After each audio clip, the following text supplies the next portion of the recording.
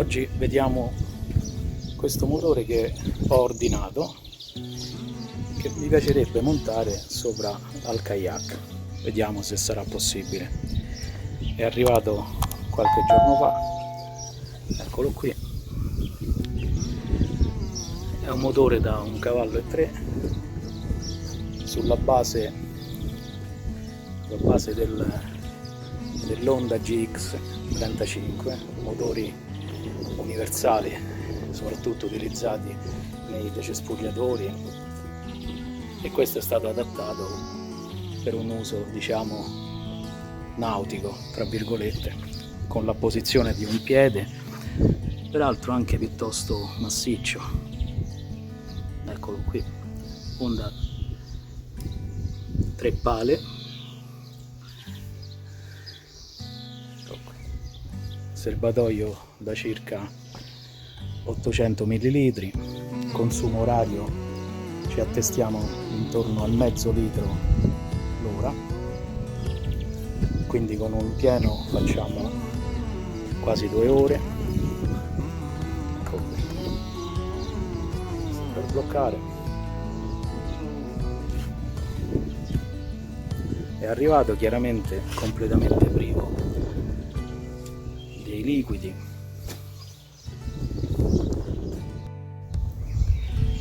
Nella confezione, oltre al motore, chiaramente era questo imbuto con una retina che dovrebbe fungere da filtro, una candela di ricambio, qualche chiave, piccole cose. Comunque molto interessante questa candela di ricambio, che nel tempo potrebbe essere utile. Una guarnizione della testa, la potenza è di 1,3 cavalli, aggiungiamo i liquidi e cerchiamo di metterlo in funzione, e poi vediamo se si riesce anche a installarlo sopra il kayak.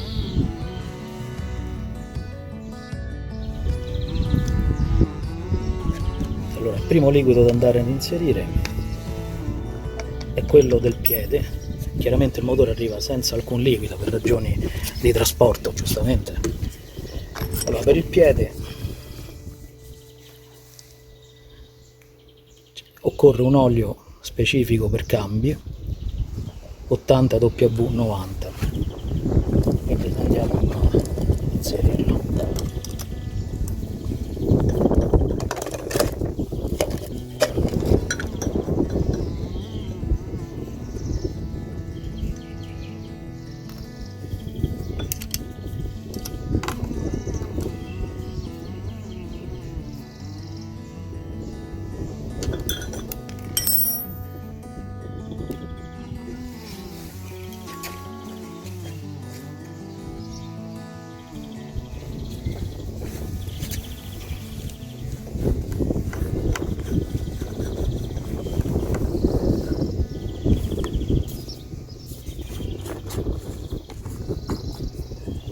Versiamo un po' in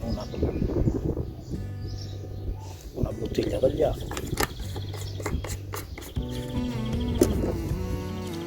speriamo con una siringa.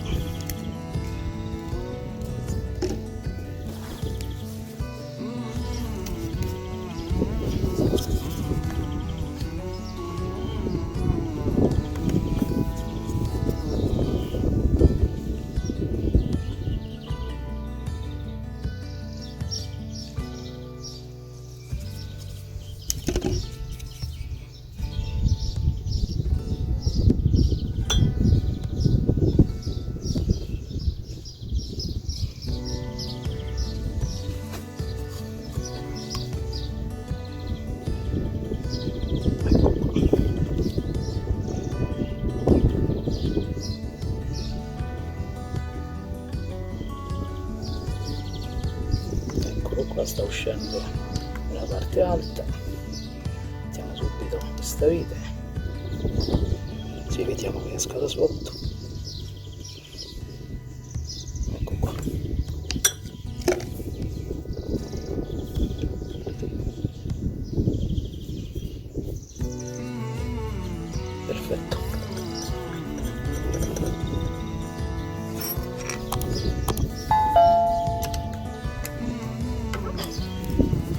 non occorre stringere tanto perché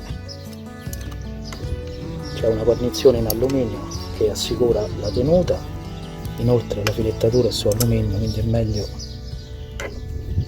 non esagerare. La vite è acciaio inox che è molto più resistente dell'alluminio, per cui è consigliabile non esagerare con la coppia di serraggio. Ecco qua, il piede è sistemato. Ora passiamo a mettere l'olio del motore. Allora, intanto l'eccedenza di olio che abbiamo usato per il piede lo andiamo a rimettere nel contenitore. Ecco qui. Chiaramente ho usato questa marca, ma si può usare qualsiasi altra marca, basta che la densità dell'olio sia quella prescritta nel manuale, appunto 80 W90, specifico per i cambi. Ecco qua, e questo è fatto. Ora passiamo a mettere l'olio nel motore.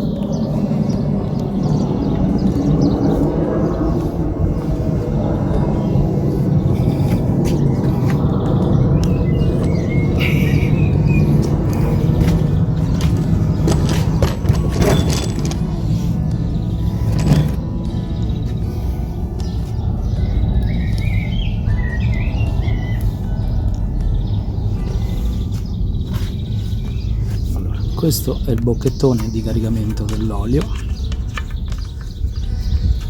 Il manuale d'uso e manutenzione raccomanda di procedere al caricamento dell'olio in questa posizione e poi fare riferimento a quanto indicato da questa stina indicatrice. Adesso vedremo tutto quanto. Procediamo.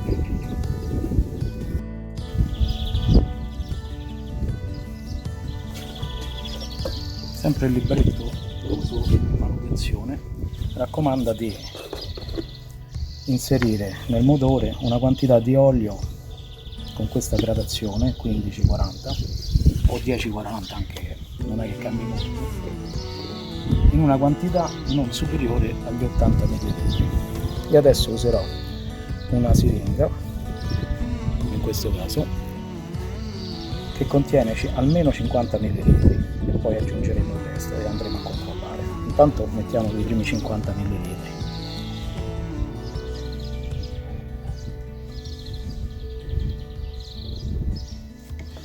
Ecco qua, sono 50.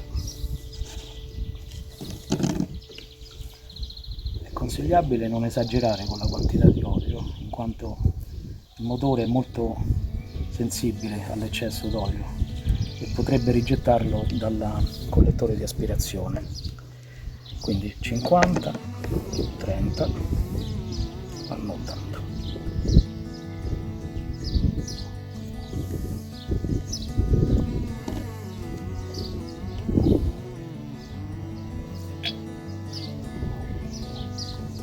Un altro po' per compensare eventuali rimanenze nella siringa. Ecco. Vediamo.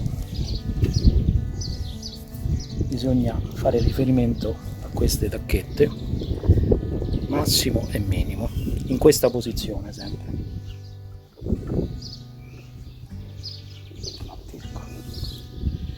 L'olio qui, la quantità è corretta, quindi dovrebbe funzionare tutto bene. Anche in questo caso l'eccesso di olio lo rimettiamo nel contenitore.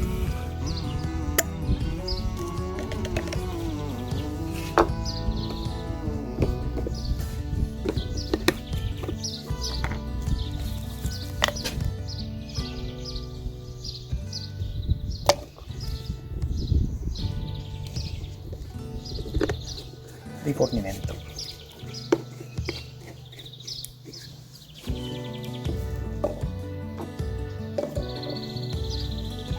Per quanto riguarda il rifornimento, il motore è un 4 tempi, quindi sarà rifornito con della semplice benzina verde, nulla di particolare.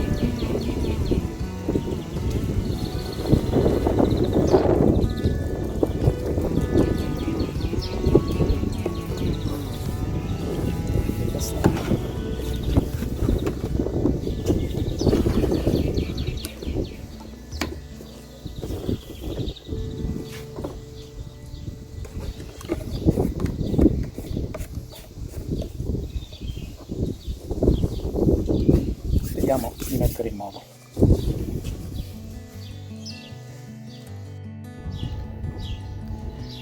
Allora, prima di procedere alla messa in moto è necessario tirare l'aria. Qua qui c'è una pompetta per il classico cicchetto, quindi che mette in comunicazione la benzina del serbatoio e va a riempire il carburatore. Ecco qua. Basta un po', quando vediamo che non ci sono più bolle nei tubi già dovrebbe andare bene. Vediamo se con una mano sola riesco. No. Provo con due. Meglio provare con due mani questa prima accensione.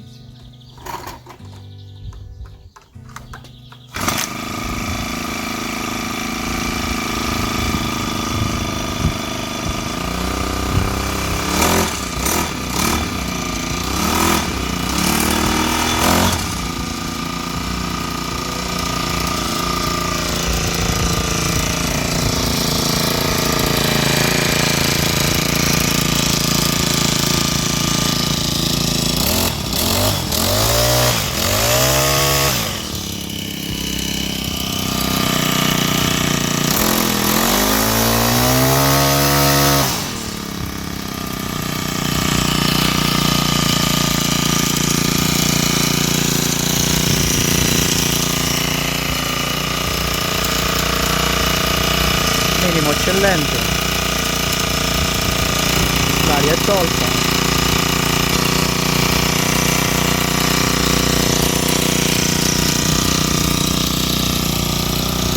c'è il pulsante di spegnimento, basta premerlo e si spegne. Chiaramente è un semplice filo che porta a massa l'impianto elettrico del motore, come i vecchi motorini di parecchi anni fa, nulla di trascendentale. Ecco qua, il motore ha anche la possibilità di essere alzato, eccolo, qui c'è un nottolino per il blocco dotato di molla, così può essere sollevato. Poi per riposizionarlo in posizione di funzionamento basta tirare, il nottolino tira indietro, la molla tira indietro il nottolino e possiamo abbassare il motore. Ecco qua, sembra ottimo. Accensione immediata come accensione proprio, veramente.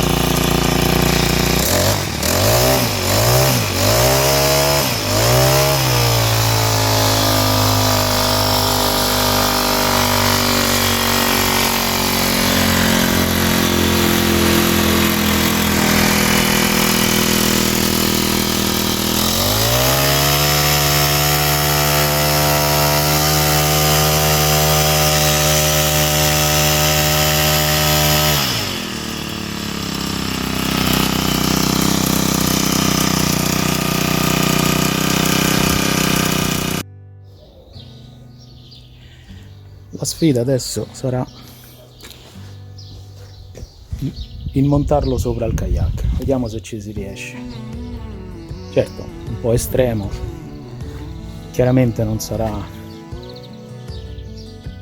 un elemento determinante, sarà veramente ottimo però per quanto riguarda gli spostamenti a lunga distanza. Anziché pedalare, magari prima di posizionarsi in pesca, magari allo Scarroccio, magari uno riesce a fare delle distanze ben più considerevoli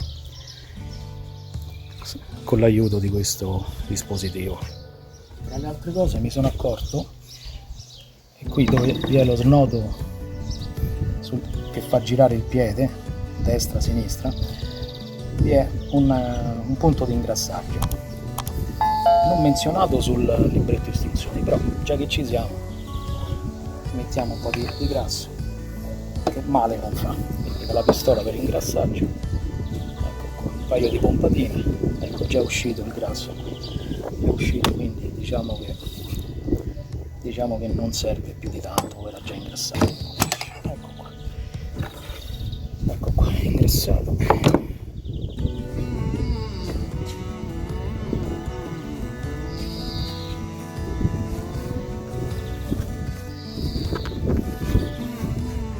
Altro particolare tecnico è quello non scritto chiaramente sul libretto istruzioni, però è consigliabile controllare il livello dell'olio piuttosto frequentemente, in quanto si tratta di un motore che, per quanto universale, chiaramente un clone, perché non credo sia proprio un GX35 originale, comunque alla fine i pezzi sono quelli, quindi è preferibile magari controllare il livello dell'olio a ogni uscita, ogni qualche ora di funzionamento. È sempre bene controllarne il livello, perché potrebbe consumarlo in maniera piuttosto importante.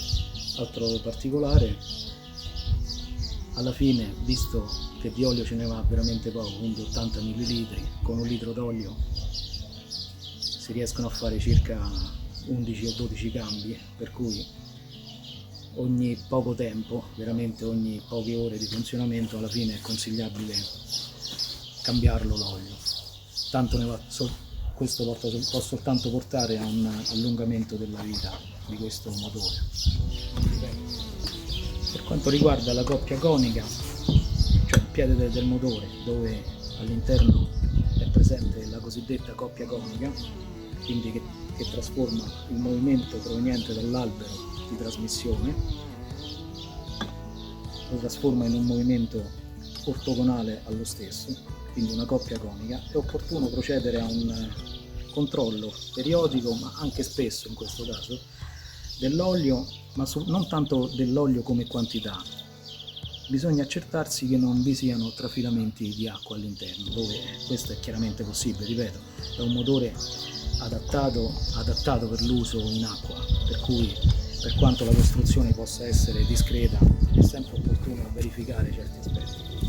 Questo aspetto in ogni caso è molto semplice, ripeto, qui ci vanno circa un 50, 45, 50 ml, con un litro d'olio veramente si fanno tanti cambi, e quindi anche in questo caso, dopo che si è usciti 3 o 4 volte, è sempre opportuno controllare, scaricare tutto l'olio, controllare che non vi siano trafilamenti di acqua all'interno, sostituirlo, eventualmente ci siano dei trafilamenti di acqua, intervenire con il cambio guarnizioni, ho visto già su internet che si trovano con estrema facilità, o addirittura alla casa stessa si possono richiedere senza alcun problema.